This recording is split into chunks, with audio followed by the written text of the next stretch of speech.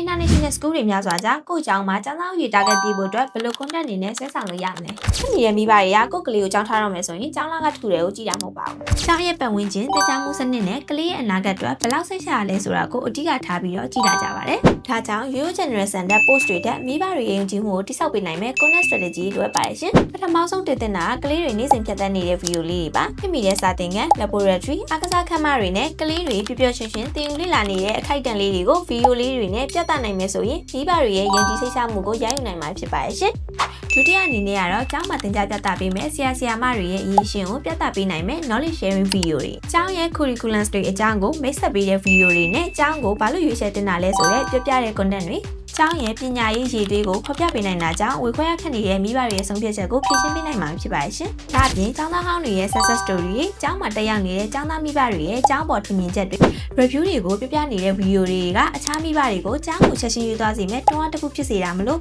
ကျောင်းသားတရားရှိဖို့အတွက်အကောင်းဆုံး strategy တစ်ခုပဲဖြစ်ပါရဲ့ရှင်။မိဘတွေစိတ်ချလက်ရှာရွေးချယ်လာမယ့် international school ဖြစ် brand value ကိုမြင့်တင်ခြင်းနဲ့ဆိုရင်ကျောင်းသားသင်စီရင်ပေးသွင်းမှုတိုးတက်လာဖို့ခိုင်မာတဲ့ content strategy ကောင်းတွေဖန်တီးခြင်းနဲ့ဆိုရင်တော့ညီမတို့ Yo Marketing Agency ကိုဆက်သွယ်လို့ရပါတယ်ရှင်။